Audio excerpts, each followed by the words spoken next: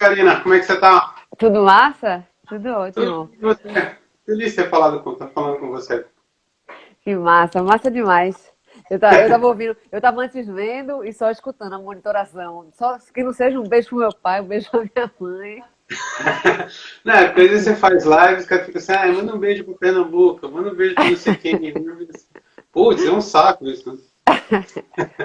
Ai, ai, meu Deus. Agora, pô, mulher, você fez em 2019, você fez o disco pra ser ouvido em 2020, né? Oh, Ou meu pelo menos Deus, foi foi. até 2022, eu acho, né?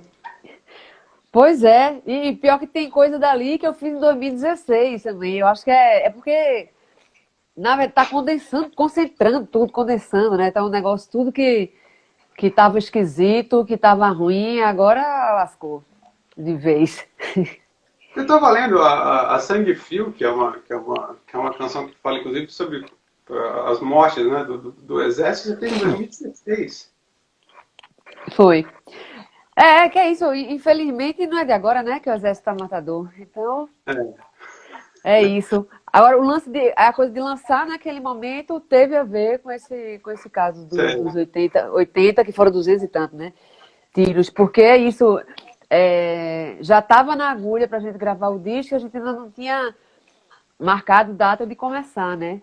E aí eu acompanhando dia e noite aquilo tudo ali, fiquei, sabe, deu muita vontade. Até quando eu chamei os músicos, né, para gravar, e chamei Luciane e Janete também para gravar o clipe, as bailarinas, né, maravilhosas. Quando eu chamei todo mundo, eu falei isso, chega dava agonia de chamar de single, assim, porque dava vontade de dar um grito, assim, era um recado, era uma coisa que eu tinha que lançar naquela hora, porque principalmente porque foi e esse estalo deu mais ainda quando o presidente falou o exército não matou ninguém, né? Aí Uhum. eu, como assim? O exército tá matador, vamos lá gritar. E a gente gravou muito rápido, assim, e lançou naquele momento. E agora, semana passada, a gente tem o João Pedro, né, que Nossa. foi morto também numa ação da polícia. Sim, e teve Iago também, eu esqueci agora o sobrenome dele, mas Iago também, acho que 21 anos, em Acari. E ontem também, né, teve mais, teve uma mulher atingida na cabeça dentro de casa, né?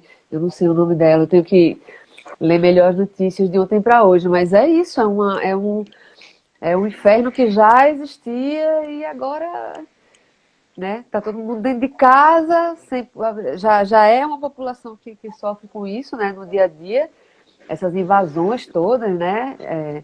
De tudo, né? Não só das casas, de tudo. E aí, de repente, é uma situação que tá todo mundo dentro de casa, sem ter esperança de nada, e entra a polícia dentro da casa e mata. É muito louco. Nossa, Agora, é isso. você estava falando do Sangue Frio ser feito em 2016. Qual foi a inspiração? Na época do Exército tá Matador? Teve algum gatilho para você escrever esse verso, não? Eu acompanho muito de perto essa situação, não só no Rio de Janeiro, né? Porque o Rio de Janeiro é uma coisa que extrapola tudo, né? Por conta dessa coisa de milícia, de jogo de milícia, né? Que tomou o lugar do Estado e o Estado vai junto nessa, né?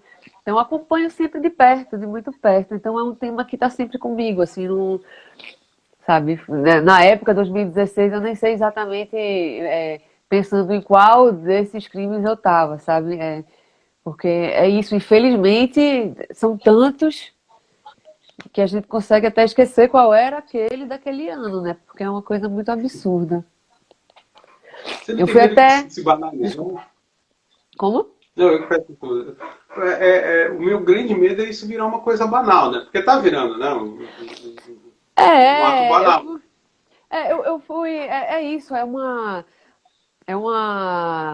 divisão muito louca no Brasil mesmo, né? Uma separação muito grande, são dois mundos, né? Dentro desses dois tem mais um monte, mas assim, já separa de cara quem vai para a escola direito, quem vai ter transporte direito, quem vai se alimentar direito, quem vai ter direito à saúde, né? Já divide isso, já é uma coisa muito, né? É um sistema totalmente colonial ainda, né? A gente, todo mundo já dependendo de em qual bairro você nasce, é claro, você consegue, muita gente às vezes muda esse caminho, né? Mas você nasce fadado àquilo, então você tem que lutar 1000 vezes mais para sair. E banalizou. Eu fui no Rio em algumas. Uma vez eu fui exatamente no Complexo do Alemão para uma manifestação lá, que também tinha sido a morte de uma criança. O Rio de Janeiro especificamente funciona de uma maneira totalmente diferente do resto do Brasil, né? Por conta, o racismo é o mesmo, a violência policial é a mesma, mas essa maneira como é distribuído lá, né? E aí foi muito assustador, assim, essa, essa passeata que teve, né? Que as mães lá, os pais com as camisetas, né? Dos filhos mortos, assim, era a quantidade de foto diferente nas camisas, assim, era assustador. Os amiguinhos lá, os irmãos, tudo com a bola branca, sabe? Lá, um monte de pequenininho. E lá, caminhando, caminhando, de repente começa a fechar comércio, começa a fechar comércio. Daqui a pouco chego, foi a primeira vez que eu vi o Caveirão ao vivo, né? Isso faz uns anos. Foi a primeira vez que eu vi ele de perto, assim, e muito assustador essa coisa. Aí desce, aí vê um monte de Robocop, assim, em forma, né? Para cima, o olhar agressivo e prontos para atacar quem? Aquelas mães com aquelas camisetas, aquelas, sabe? Porque era isso, né? Você olhava e aí chegou um momento que chegou numa praça, eles deram volta na praça, todos mascarados e armados, com o fuzil para cima, e aí todo mundo de lá falou: agora quando vocês forem embora, eles vão subir, né? E já muita gente não conseguiu descer, porque já tinha polícia lá em cima pedindo de descer para a manifestação. Então, eles ainda seguram a onda enquanto tem gente de fora da favela ali, né? Ainda mantém um certo domínio das coisas, e aí, de repente, quando vai embora, aí sobe de novo. É uma loucura. É isso. Agora, o Desmanche musicalmente é um disco muito... Como é que eu te falo? Eu acho que ele é muito ousado no sentido de você misturar os tambores com as guitarras e uma programação eletrônica que às vezes lembra a música eletrônica dos anos 80. Me conta um pouco mais como essa...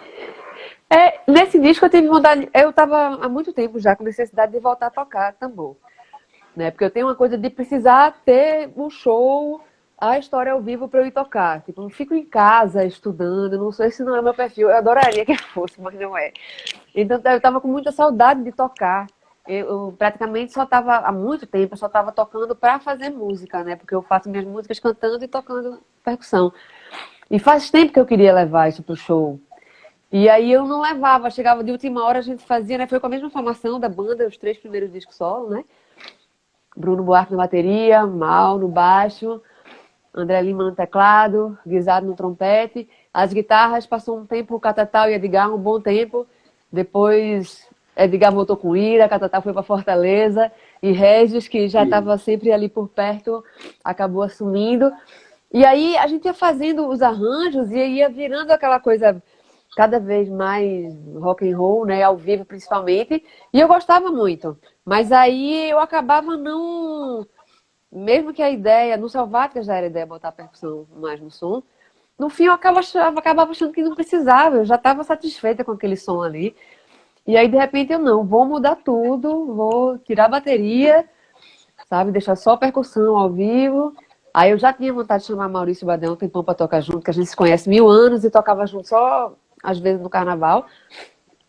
E Regis, né, que eu amo ele tocando e também produzindo, então chamei ele para produzir junto. E Charles Tixier eu só conhecia de ver algumas coisas e nunca tinha visto ao vivo nem nada. Regis falou dele, a gente já começou a fazer e foi bem massa. As coisas que eu tinha visto dele era com Luiz Elian. E aí é isso. Quando eu chamei Regis, que foi o primeiro que eu mostrei as músicas, né? Eu mostrei, isso, só voz e tambor. Tem uma que eu fiz a Nem Nada, eu tinha feito uma base, algumas, né? Mas Nem Nada acabou ficando a base que eu fiz no GarageBand mesmo em casa, que eu usei para mostrar, e aí quando a gente foi ouvir, não, rola total ficar. Então ficou. As coisas eletrônicas que entram, tirando essa, Nem Nada, são coisas simples, mais para dar um peso robozinho, né? Porque o tambor tem uma malemolência que eu amo, mas aí nas músicas mais punk, Temperos Destruidores, Sangue Frio e A Casa Caiu, eu sentia uma falta de um cachibumbo punk, assim, robozinho da programação. Aí foi isso, a gente gravou muito rápido esse disco, porque foi isso.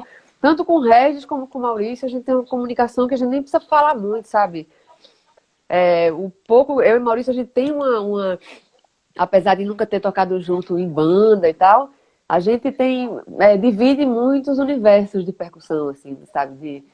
De maracatu, de jexá, de candomblé, e umas coisas do modo de fazer muito de lá de Recife, de Pernambuco, né? Então, é muito, aquilo ali, aquele instrumento, parará, é muito, muito fácil de chegar. Então, pois em 4 dias a gente gravou tudo, assim, até as vozes, que normalmente, né, você grava a voz, falando aí para quem está assistindo, e caso não souber, primeiro você grava a voz guia e depois grava a voz valendo. Eu odeio isso, porque normalmente a voz guia sai com todo o furor. E aí depois, para gravar valendo, quando você pensa, né, é o famoso pensão travando, né? E aí nesse acabou que todas as vozes, só uma eu tive que refazer. Todas as que valeram foram as primeiras ou segundas, mas ali naquele esquema mesmo do gravar junto, sabe? Porque também tem isso. Eu acho que nos outros discos também teve muito isso com voz. Essa coisa de imprimir ao vivo, sabe? De você gravar a voz enquanto os músicos estão tocando. Para mim faz diferença no jeito de sentir. Você tá indo junto com todo mundo do que você gravar depois, sabe? Eu acho mais interessante quando dá gravar junto com a banda. O que me interessa muito no teu trabalho é que, assim, é um dos grandes trabalhos em que você deixa uma marca, no sentido de que ele não se parece com nada, ele é um disco típico da Karina Burr, assim. Como é que foi para você encontrar essa tua voz, essa tua personalidade? Eita, é bom que só ouve isso. É bom que só. Agora a pergunta é difícil de responder. É muito difícil para mim falar sobre isso, assim, sabe? De onde eu tirei, como eu consegui chegar nisso. Mas eu gosto de muitas coisas muito diferentes umas das outras, do som, né? E assim, eu gosto de quadrilha no São João, eu gosto de cavalo marinho no Natal, gosto de punk rock, gosto de afoxé, gosto de reggae, de rock and roll, gosto de muita coisa diferente. E eu acho que intuitivamente isso vai saindo no som que eu faço, no meu jeito de cantar, de tocar, às vezes mole, calminho, às vezes agressivo, e com essas coisas misturadas, né? Tanto todos os discos têm um pouco disso, né? Tem as músicas mais agressivas, mais porrada, mais ácidas, assim. Quer dizer, ácidas quase todas são, né? É raro ter, porque normalmente mesmo as calminhas tem né? Não me ame tanto, eu menti pra você, alguma coisa assim. Nesse disco, na verdade, eu acho que talvez tenha a primeira calma que não seja ácida. Eu tô pensando nisso agora, que é Peixes Tranquilos, né? Talvez ela seja só Sim. tranquila, não tem ali uma alfinetada. Mas Amor é uma grande canção, uma grande balada, eu acho. Olha aí, a Mora também não tem. Que massa, a Mora também não tem alfinetada. Inclusive, a Mora, quando eu fiz, eu fiquei. Que estranho, parece amor, é isso mesmo. Aí eu deixei ela lá guardada, porque às vezes é isso, né? Você faz e deixa, depois você muda uma palavra ou outra. Às vezes você bota uma palavra para poder cobrir aquela melodia, né? Aquela palavra serve ali e você fica cantando aquela palavra só para você e quando você vai gravar, você achou a palavra certa e botou.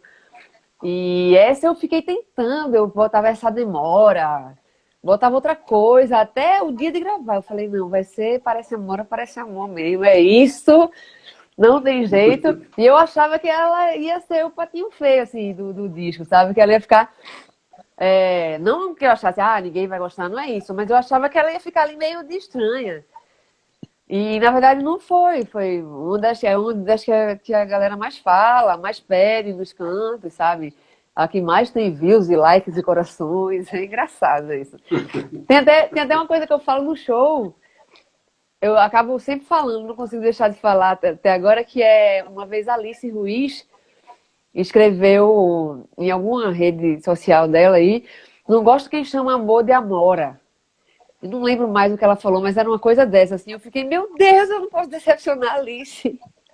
Eu tenho que trocar, parece Amora, mas não teve jeito. Aí eu pedi desculpa, Alice, foi mal. Aí é isso. Decepcionei, mas ela disse que não, que gostou. Eu acho que é verdade, porque ela não costuma mentir nessas coisas. Eu acho que ela dizer, olha, não gostei dessa. Mas passei pelo crivo. Ai, Agora, ai. a Lorena Calabria divulgou uma foto muito bonita tua do lado do Chico. Sim. Você estava era você menina do Aquilo. lado do Chico. Eu tinha 20 anos ali, é que eu tinha cara de pirralha. Foi em 94, na Copa. Era com o Uhum. Velho Mangaba. Tinha uma. Era o Velho Mangaba e as Pastoras Endiabradas, que era uma coisa de pastoril profano, de lá. E aí tinha um circo armado na Praça do Carmo, em Olinda. E aí tinha um show, depois passava um tempo do jogo, tocava de novo, passava do tempo, tocava de novo. Era um negócio meio. E aí até foi 1-1 Uhum. o jogo, eu não lembro mais qual foi, contra quem foi, mas foi 1-1. E a gente até cantou, esse jogo não é 1-1, se meu time perdeu, ator. E foi incrível aquele dia. E aí Chico estava lá assistindo, na verdade. Foi para lá assistir o jogo junto e ficar naquela bagunça. E aí uma hora ele subiu e ficou cantando com a gente lá. Foi um dia bem massa. Porque tem muito, ainda tem isso lá, é muito forte lá isso, né? Essa coisa de palco na rua, de coreto, de circo, ainda tem isso muito forte, né? As coisas, o maracatu é na rua, o carnaval é na rua, a ciranda é na rua, o São João é na rua, né? Tem muito isso de arma um barracão ali, arma um circo ali, o negócio, ou nem arma nada, né? Só sai na rua mesmo e o negócio acontece. É. Agora, você pegou um momento de muita efervescência, né, na cena musical do Recife ali. Né? Eita, E como peraí, é quem que foi que disse que eu tô foi? com a voz do filho? Tá Fala, bom. alguém Você falou, pegou um momento de muita efervescência, né? Ali. sim, sim, É, era tudo ao mesmo tempo, assim, nessa época, que antes disso eu dancei no Balé Brasílica, que era um bracinho do Balé Popular do Recife, e eu não achava que eu ia tocar, não, aí de repente quando eu vi eu estava indo para Cavalo Marinho, no interior, toda hora, estava indo ver maracatu toda hora, maracatu baque solto, baque virado, né, os dois, e quando eu vi eu estava tocando, foi uma coisa muito, eu não resolvi, vou tocar, eu comecei a tocar, e quando eu vi isso tinha virado minha vida, assim. E em 94, que é o mesmo ano desse do cirquinho, foi. O primeiro ano foi quando eu saí no Piaba de Ouro. Eu saí, fui baiana do Maracatu Piaba de Ouro, de Mestre Salustiano. Aí eu era baiana, a baiana não tocava, mas eu tocava também. A gente, porque carnaval você sai, acorda 4 da manhã, sai, passa o dia todo, volta, então não tem jeito. Alguma hora os homens paravam de tocar, eu ia lá e tocava também. Então acabava tocando, mesmo sendo baiana. E logo depois no Estrela Brilhante, que é o maracatu de baque virado, que é onde eu comecei e aprendi tudo, né, de tocar o bombo, que chama de alfaia, mas eu aprendi bombo, eu só chamo de bombo. Eu falo alfaia só para traduzir. E é isso, era tudo ao mesmo tempo. Tinha essa coisa dos maracatus, do afoxé também, e tocava com a Madre Florzinha, com a Banda Ed, com Erasto Vasconcelos um tempo, participava muito do show do Mestre Ambrósio também. E era tudo, era misturado, né? Essa coisa de banda e de carnaval, de São João, de Natal, que é uma coisa muito forte lá até hoje, né? Essa coisa das épocas do ano, né? No carnaval você tá lá com o prêmio. Oi? vocês tinham noção que vocês estavam mudando? Vocês tinham noção que vocês estavam mudando o cenário? Sim, porque particularmente do meu lado, só tinha, tocando maracatu na época, só tinha eu, Cristina e Virginia Barbosa, duas irmãs, amigas maravilhosas, e Neide Alves. Nós quatro éramos as únicas mulheres tocando no maracatu, e era no Estrela Brilhante. E durante alguns anos foi assim, né? Eu toquei uns 4 ou 5 anos no Estrela, e esse tempo todo que eu toquei era só a gente mesmo, na percussão.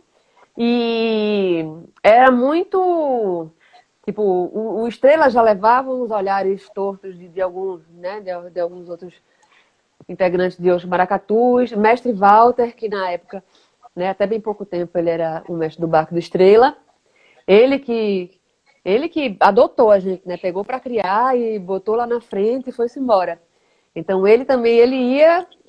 Foi incrível, assim. Foi, na verdade, o único lugar que eu cheguei para tocar e que realmente fui abraçada e aprendi tudo e pude fazer tudo. Não tinha uma coisa de talvez você entre ou espera aí, porque rolava muito isso, né? Fica aí. Então tinha essa. Hoje a gente vê o resultado disso, né? É incrível ver hoje a quantidade de mulher que tem tocando em todo canto, né? Não só maracatu. Mas essa coisa foi muito emblemática, assim, de quebrar essa barreira dentro desse lugar, né? Do maracatu. E não foi na base do quebrando. Você tem que respeitar o lugar que você chega, né? Também, né? Não foi de cima para baixo. Para a gente tocar ali, a gente foi recebida, né? Afinal de contas. Então, foi um trabalho conjunto. E a coisa das bandas também, era todo mundo ao mesmo tempo, né? Devoz do Ódio, Mestre Ambrósio, Face do Subúrbio, Comadre Flozinha, Ed, tanta gente, tudo ao mesmo tempo, sons completamente diferentes uns dos outros, né? Então, a gente não sabia no que ia dar, mas sabia que estava acontecendo uma confusão ali, um rebuliço que ia dar em alguma coisa depois também. O Comadre Florzinha, eu lembro de uma apresentação de vocês no Abril Pro Rock, em 1998, que foi espetacular aquilo, não? 98, sim. Foi muito massa. Ali abriu pro rock, Paulo André, assim, eu participei de muitas edições do Abril, assim, com vários trabalhos diferentes, sabe? E com a comadre Florzinha foi o primeiro que eu tava ali de frente, né? Eu e elas também, né? Era uma coisa, não tinha uma líder e as outras, né? Era todo mundo junto. E foi, coincidentemente, o primeiro que eu tava também de frente, né? Eu usei coincidentemente, mas não é coincidência, mas eu falo justamente essa coisa da gente dividir, né? A força ali. Todas foi exatamente uma banda só com mulheres, né? Não que seja sempre assim, mas eu acho que isso diz muita coisa também. E é isso, participei com a comadre, com o Ed, com o Bom Sucesso Samba Clube, DJ Dolores, com o Velho Mangaba. Fiz um show do Mestre Ambrosio também, uma participação. O Abril pro Rock é um dos grandes pilares de tudo o que aconteceu e que acontece lá, né? Ter esse tempo todo de estrada acontecer e mudar, né? Já fez todo tipo de programação e se mantém ali, é muito incrível isso. Eu acho que, pessoalmente, eu acho que você abriu espaço, por exemplo, apesar dos estilos serem diferentes, você abre espaço para uma pessoa como a Flaira Ferro se destacar, por exemplo. No sentido de você se impor como uma vocalista solo, numa carreira solo, se impor como mulher no meio em que a mulher já não é tão bem vista. O que você pensa como isso? Você acha que você abriu esse caminho? Eu acho que não só eu, mas a gente, tipo, nós quatro ali no Estrela Brilhante, eu, Cristina, Virginia e Neide, tinha Estela Campos, foi daqui pra lá na época, né? E era e é ainda até hoje, né? Mas na época que era uma referência também, né? Porque era um ambiente muito machista, né? Até hoje mas hoje, com as mulheres muito mais juntas, né? Com essa ideia, os caminhos estão se abrindo de outra maneira, né?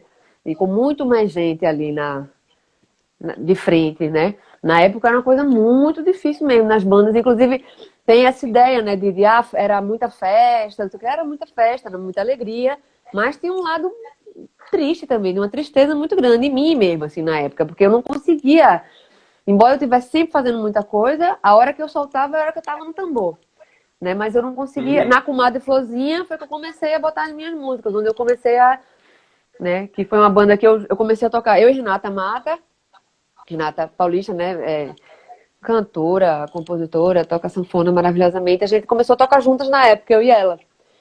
E depois a gente chamou Isaá, Alessandra, Thelma César, Alessandra Leão, né, Isaá.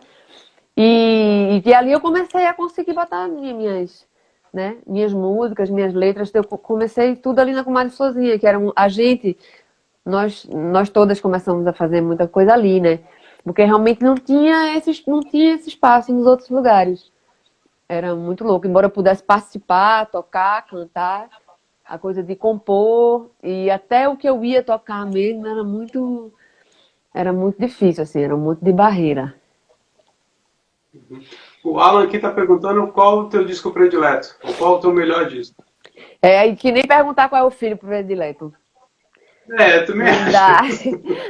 Eu acabo sempre o último tá mais perto ali, tá mais vivo, né? Você fica, mas cada um é um significado muito diferente para mim, assim, sabe?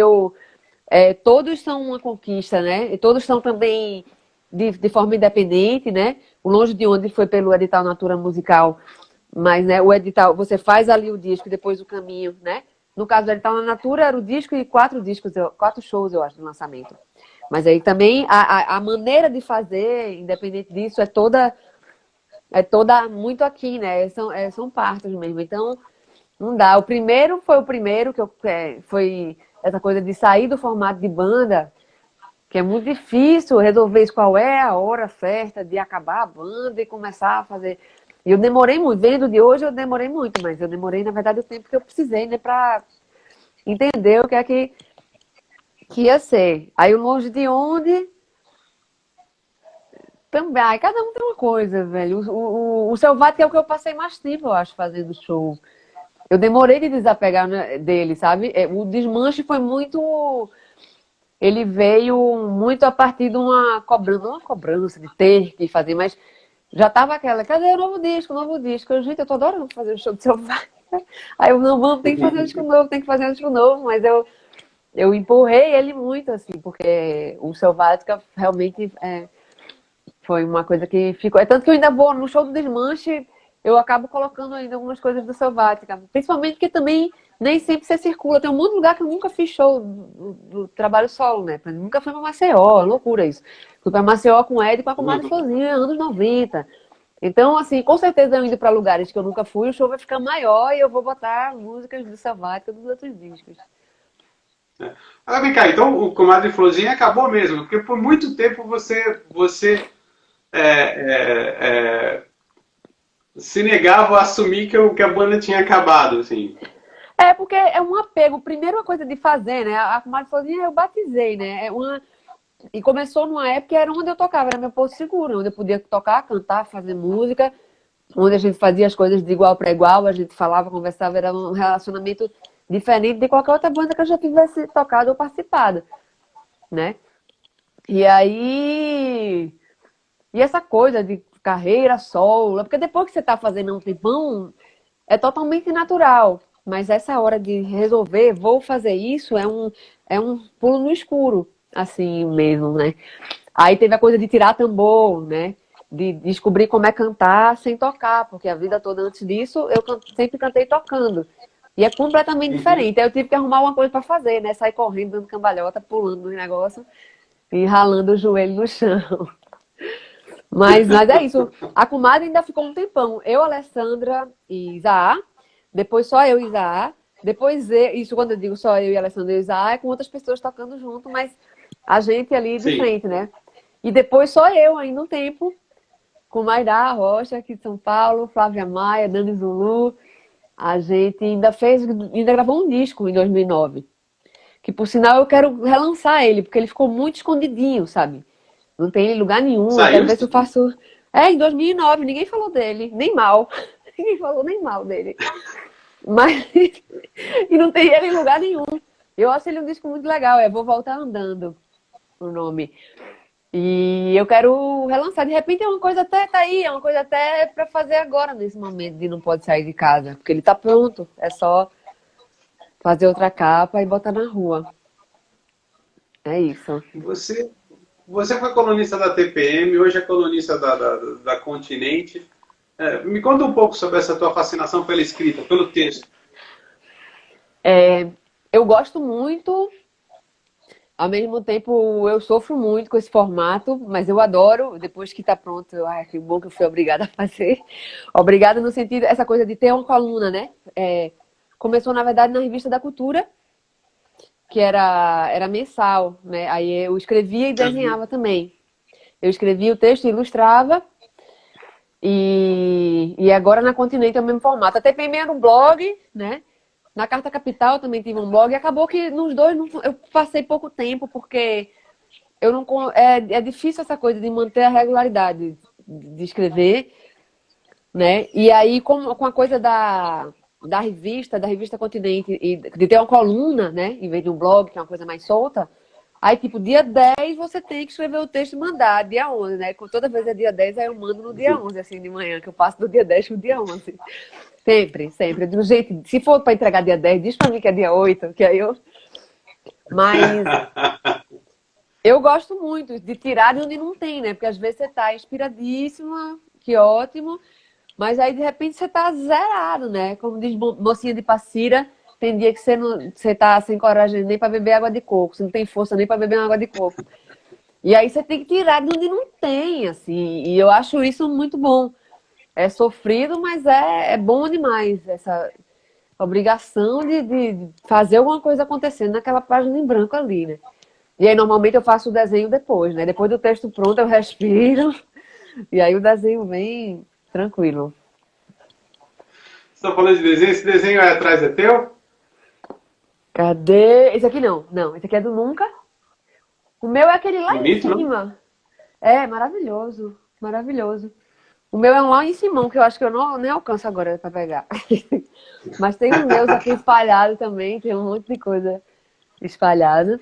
E, vem cá, e como é que foi essa tua estreia como atriz? O Meu Nome é Bagdá. É, ah, nosso Road, Max V.O. pegou o desenho para mostrar aqui para vocês. Ai, Um que quadrinho na legal! parede. Ah, o meu nome é Bagdá, assim, na verdade, a primeira coisa que eu quis fazer na vida foi essa, assim, ser atriz de cinema. Só que para mim era uma coisa muito um sonho, assim, eu nunca pensei nisso como uma coisa real. Apesar de Pernambuco ser um polo, né, de cinema, né, de um bom tempo para cá, tem uma coisa muito forte ali girando. Eu nunca fui atrás, sabe? Nunca tentei, era uma coisa meio misteriosa, assim, para mim, eu deixava quieto. Aí de teatro eu fiz o Oficina, né? Fui do Teatro Oficina de 2002 a 2007. Fiz Bacantes, fiz os Sertões, todas as peças dos Sertões, mas essa coisa de cinema não tinha rolado. Até tinha feito uma trilha, várias, né? Um monte. Mas participei de uma cena do Era Uma Vez Verônica, de Marcelo Gomes, mas aí é uma cena de um show meu. Sou eu cantando uma música É. minha. E aí Bagdá foi Paula Preta, atriz, cantora, produtora maravilhosa. Ela falou, chegou um recado dela, ó, tô fazendo elenco, selecionando elenco para um longa de Caro Alves Souza, tem um personagem que eu acho que é a sua cara, Barará, vai ter teste na Casa da Lapa depois da manhã. Vamos? Aí eu fui morrendo, assim, né? Eu falei, eu não posso dizer não vou, né? Porque eu quero ir. Mas eu fui assim, meu Deus, teste, né? Teste. Vamos. E aí foram algumas etapas de teste, na verdade, porque como eu sou a mãe de Bagdá, o filme é Meu Nome é Bagdá, para quem está aí. Como eu sou a mãe de Bagdá, não é só eu passando teste, Bagdá passando teste, uma combinar com a outra irmã combinar também, né? Bagdá tem mais duas irmãs. Sim. Então, foram várias etapas para ser você e aquelas filhas, né? Como funciona. A gente fez alguns testes de família também, para ver como é que ia funcionar. E aí rolou muito, e aí vamos embora. A gente fez um tempo de trabalho juntas e foi gravar e se embora. E já foi para Berlim agora, né? Para Berlinale. Um ano depois, né? Foi muito rápido isso. O filme não estava nem pronto, na verdade, né? Eles ainda estavam montando.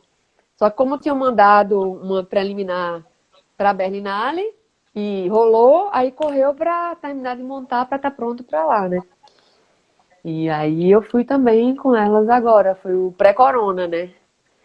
Foi em março, foi bem no carnaval, no domingo de carnaval.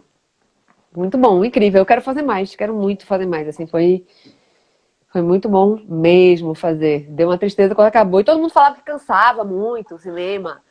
Cansa muito, mas assim, campeãozão na frente de tudo é Teatro Oficina. Cinema tem a hora de começar, a hora de acabar, para comer. É lindo, gente. Vocês não sabem o que é cansaço. Você fez bacana? Você foi uma das que arrancaram a roupa do Caetano Veloso ou não? Não, Não, não, não, essa não, não época foi ainda não muito bom, tava. né? Eu entrei em 2002, eu fiz Bacantes, que a gente fez temporada e gravou DVD também. Aí depois emendei com Sertões. Os Sertões em 2002, mas eu ainda estava em Recife. Eu vim, fiz e voltei. Em 2003 eu vim para continuar os Sertões e fiquei até o final. Que foi incrível, né? Porque acabou, a gente ficava em cartaz aqui direto, né? Gravou tudo em DVD também. E aí depois teve uma turnê gigantona. A gente foi para Berlim, pro Volksbühne, que é um teatro incrível de lá, bem importante. A gente passou um mês lá em cartaz, depois voltou, fez Rio, Salvador, Recife, Quixeramobim e Canudos. Terminou em Canudos, os Sertões, assim. Foi... Caraca, como é que Eu foi? não, eu não tinha celular, né? Então não tenho, eu mal tenho registro disso, assim. Foi incrível, né? Foi montada a estrutura do teatro, né? Para quem não conhece o Teatro Oficina aí que tá vendo, dá um Googlezinho aí, que é uma coisa linda, de Lina Bardi. E tem uma estrutura de ferro, né? Dentro da caixa do teatro. E aquela estrutura foi montada, foi replicada nos lugares. Era um disco voador gigante, assim, uma nave, não da Xuxa, mas era uma super nave gigante montada, né? Em Canudos foi no meio do nada, assim, né? Uma loucura. Foi incrível, incrível. E aí tiveram várias polêmicas. Antes da gente fazer Quixeramobim em Canudos, teve uma polêmica. É porque eu não vou falar nome aqui para não falar errado, mas era uma coisa de algumas pessoas da universidade. Ah, não dá para levar essa versão dos Sertões para Canudos e para Quixeramobim. Vai ser uma agressão, a figura de Antônio Conselheiro, as pessoas não vão entender, porque sempre tem essa subestimação, né, do Nordeste, do Norte do Brasil, do Sertão, né? Existe uma ideia de que as pessoas estão lá, né, são muito, oh, que lindo, oh, coitadinhas, né? E quem está nas grandes metrópoles é que arrasa. Então tinha essa coisa aí. Em nenhum momento isso abalou nada, né? Pelo contrário, isso gerou mais um monte de discussão. E claro que não eram todas as pessoas de universidade, mas teve uma coisa bem forte disso. E quando a gente chegou lá, assim, não dá para dizer que é onde fez mais sentido, porque fez sentido em todos os lugares, mas assim, fazer os Sertões de Quixeramobim e Canudos e ter aquela resposta assim de lá foi a certeza de que estava tudo certo desde o começo, sabe? Assim, em Canudos, ó, arrepia tudo aqui. Não dá para mostrar porque Pois tá é. frio aqui, eu tô coberta, mas a fila começava a se formar às 8 da manhã, no sol, assim, sabe? Tava lotado todos os dias, dava vontade de passar mais não sei quanto tempo lá, não dava pela estrutura mesmo de manter tudo, né? Uhum. Canudos a gente até ficou, poucas pessoas ficaram, eu acho que eram 2 pousadas. Então, poucas pessoas ficaram nessas pousadas e a maioria, eu incluída, a gente ficou espalhada pelas casas do pessoal da cidade mesmo. Algumas pessoas junto com quem morava na casa e outras sem ninguém nas casas. Mas foi isso, assim, a gente ocupou a cidade inteira, né? Porque era muita gente, era tipo 100 pessoas, sei lá, elenco, equipe técnica, né? Montar aquela estrutura. E foi uma coisa linda, a cidade participou em peso. Tem uma cena, inclusive, que eu não gostava na peça, na Luta 2, que era uma cena de um bacanal, de uma festa, e que essa cena tá no livro, é engraçado, tipo, a maioria acha, invenção de Zé Celso, Pois não foi é, invenção de Zé Celso, lógico, mas foi tudo baseado no que o Cris falou mesmo. Só que essa cena eu não gostava, eu tava de ceguinha, eu fazia de ceguinha joventina, e aí nessa hora eu aproveitava pra fugir, né? Eu saía de cena, deixava o povo lá, era uma festa, meio uma rave, o povo se agarrando, não sei o quê. Aí eu saía, ia lá, me ajeitava para a próxima cena, ficava quietinha lá, de perna para cima, enquanto o povo tava lá. Em Canudos, eu chorava assistindo a cena, assim, era uma coisa linda, assim, para mim ali, é porque é difícil para quem não assistiu, mas é uma... Eu entendi aquela cena, eu só entendi ali, sabe? Do jeito que ela aconteceu. Os motoboys da cidade, que é um transporte, pelo menos na época, era um transporte muito comum lá. Acho que era R$ 1 ou R$ 2, não lembro. A passagem, e você ia de moto para todo canto da cidade. E tinham muitos deles, então eles dançando na rave, segurando capacete, assim. Maravilhoso. Criança, eu esqueci agora o nome dele, mas tenho anotado, porque eu não posso esquecer nunca na vida, tenho anotado para não esquecer. Era um menininho, que agora não é mais menininho, mas ele tinha um bodezinho. E aí ele me emprestou, e aí eu fazia peça, ceguinha eu fazia com bode. E aí era massa, ele ia também, porque ele ficava cuidando, ele dava capim pro bode. Assim, foi muito incrível, foi muito incrível. Tem o Alex Magno, pergunta se você pretende fazer uma exposição dos teus quadros. E tem um monte de gente pedindo para você reabrir a lojinha. Pois é. Isso inclusive rolou na live de Lorena também. Eu tô me devendo isso, eu preciso fazer. A lojinha vai ter, é um link que eu também já falei no de Lorena, que eu vou soltar, que a questão é que eu não mandei as coisas. Eu só mandei os vinis de desmanche. Eu tô morrendo de medo de sair de casa. Eu sou grupo de riscos. Como vocês estão vendo, eu tenho asma. Aqui vocês só estão vendo a rinite, né? Mas eu tô evitando mesmo sair, assim. Me dá pânico só pensar em ir no correio e botar as coisas, sabe? Mas aí vai ter esse lugar que eu vou vender as coisas todas, inclusive os desenhos. Mas eu vou fazer um esquema de tentar fazer agora, de repente eu vendo, mando, alguém até deu essa ideia no de lá com Lorena. De repente eu vendo agora, mando uma versão digital e depois mando pelo correio. E tô vendo que formas de fazer a exposição virtual mesmo. Tem gente fazendo já. Eu tenho que descobrir qual é o jeito mais legal de fazer. Mas é uma época que é uma coisa que dá para fazer agora tranquila, né? Bem mais do que live tocando, né? Até vou fazer uma sexta-feira. Ah, é? Eu e Max B.O. na sexta agora, 9h30 da noite. Aquele Cultura em Casa. Mas assim, vai ser o desafiozão, né? A gente ainda tá vendo como é que vai fazer, a gente vai saber na hora mesmo. Vai combinar. Mas na hora que a gente vai ver, né? Mas desenhar é uma coisa que... Você vai cantar aquela música do Luiz Melodia? Tá aí, é uma boa de fazer. Vou sim. É uma ótima de fazer, porque é isso, eu vou fazer mais... Eu vou tentar fazer a maioria das coisas só com percussão e voz mesmo, porque eu até pensei em botar umas bases, né? Mas eu não faço isso ao vivo, né? Então eu vou até testar para ver se rola fazer uma ou outra com base. Mas é meio assim, né? Você faz um negócio que você nunca fez, vai, ó, gente, vem ver que linda, e de repente, uou. Aí eu acho que vai rolar mais voz e tambor mesmo, da minha parte. E aí, Sorrir pra Bahia é uma que cabe muito, assim. Não, eu acho que você faz uma versão lindíssima dessa canção, assim. Eba, que massa. Obrigada. Vem cá, deixa eu falar um negócio meio chato, mas no final do ano passado você revelou um detalhe de uma coisa que aconteceu com você, da qual eu não vou falar aqui, até mesmo por respeito, você disse que já tinha encerrado esse assunto. Agora, eu suponho que você recebeu muita mensagem de apoio, muita gente que se identificou com o que você passou, assim. Eu queria que você falasse não do que aconteceu, mas justamente das pessoas que te mandaram mensagem de apoio e das pessoas que, devido ao que você falou, sentiram coragem de expor o que aconteceu com elas também. Uhum. E aí eu acabei de ver minha mãe aqui, ó. A que mais me apoiou. Tá aí, tá passando. E de boa. Foi bem impressionante isso, porque, na verdade, eu ia denunciar um ano antes, né? O que eu publiquei foi baseado no depoimento que eu dei no Ministério Público, né? Na verdade, foi um resumo, apesar de ser um texto de 15 páginas, foi um resumo, porque eu tirei nomes de outras pessoas, eu falei, não, vou deixar sem nome de mais ninguém, porque não fazia sentido. Era uma coisa, a minha necessidade foi... Primeiro, deu desespero dele ter morrido sem ter passado por isso, né? Sem responder de alguma forma. Por mais que não fosse ser preso nem nada, ter respondido Sim. de alguma forma. E ficou engasgado isso, porque eu tava, depois de 20 anos, eu tava 1 ano com o texto pronto, guardado pra...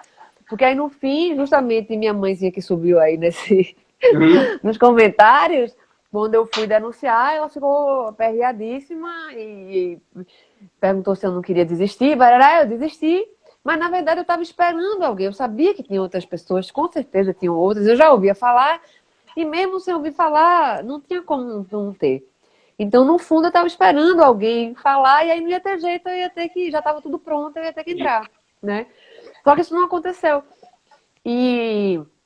como ele era uma figura muito conhecida na cidade e tal, já estava aquele dia, estava vendo a hora ele ser homenageado no carnaval, né?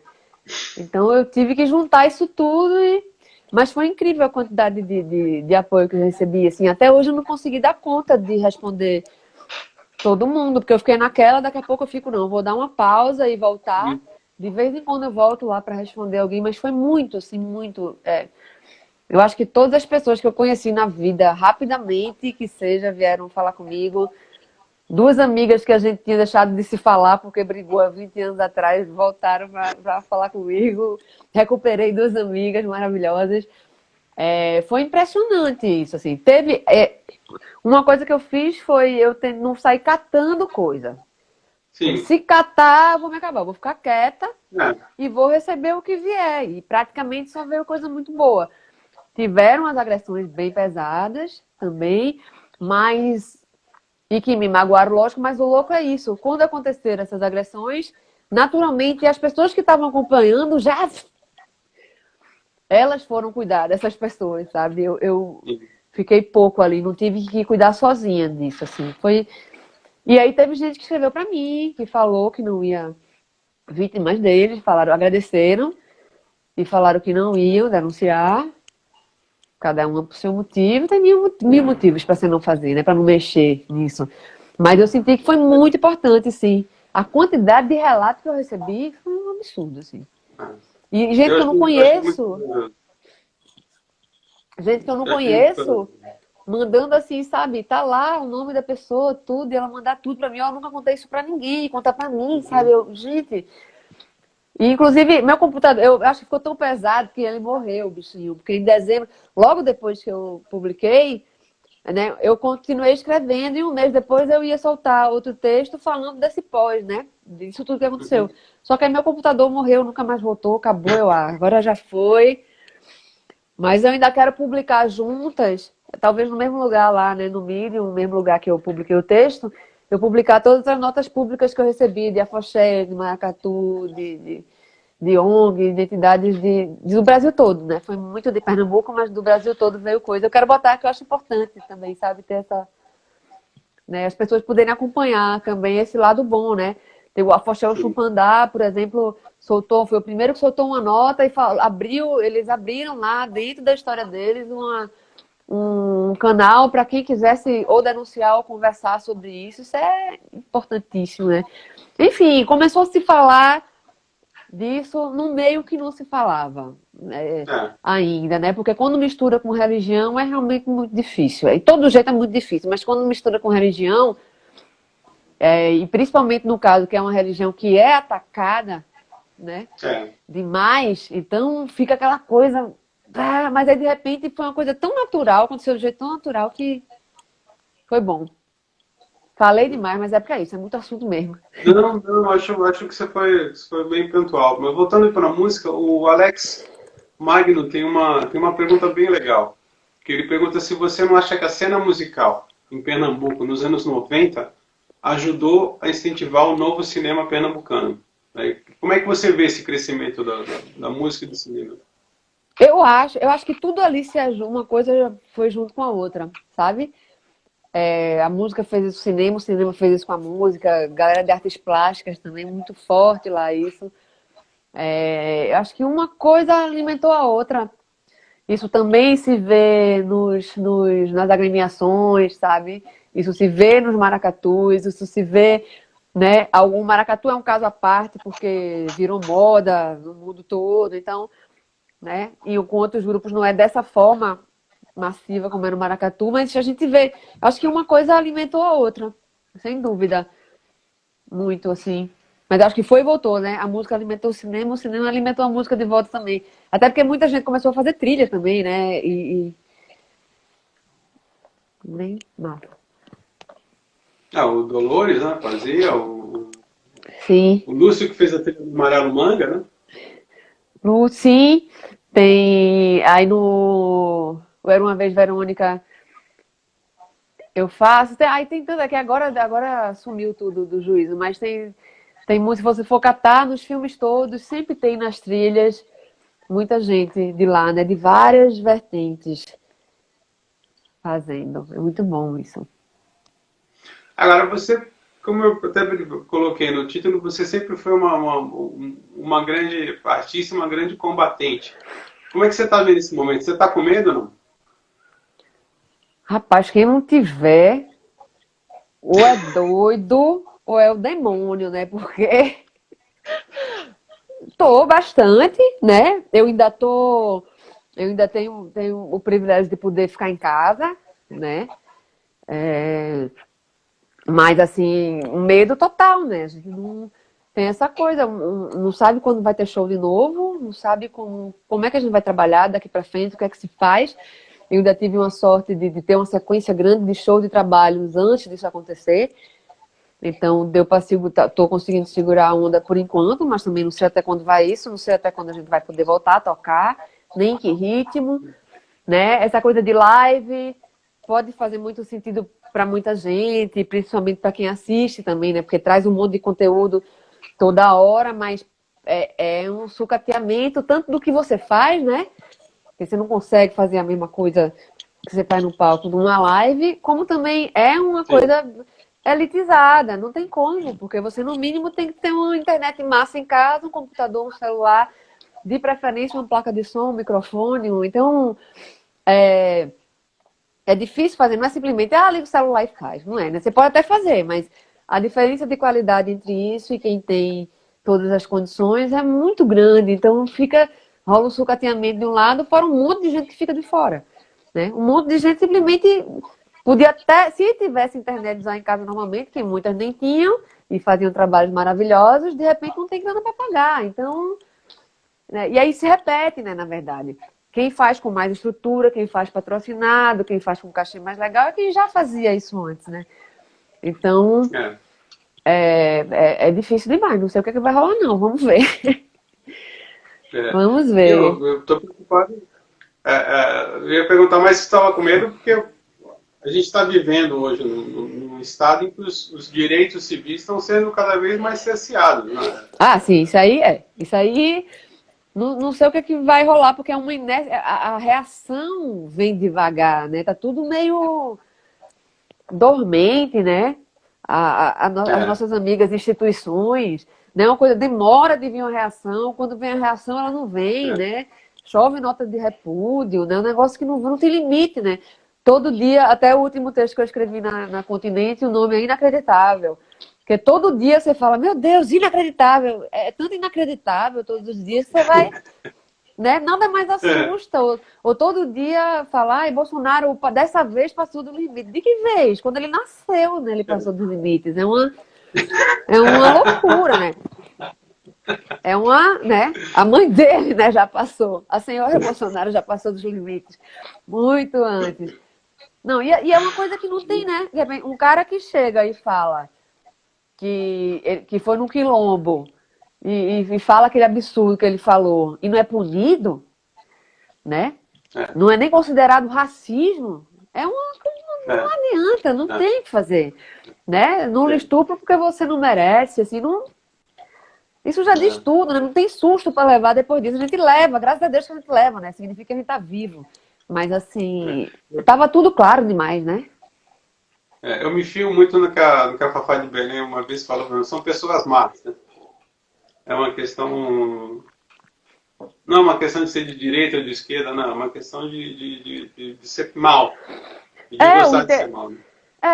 O interesse é acabar com tudo mesmo, né? O interesse é acabar.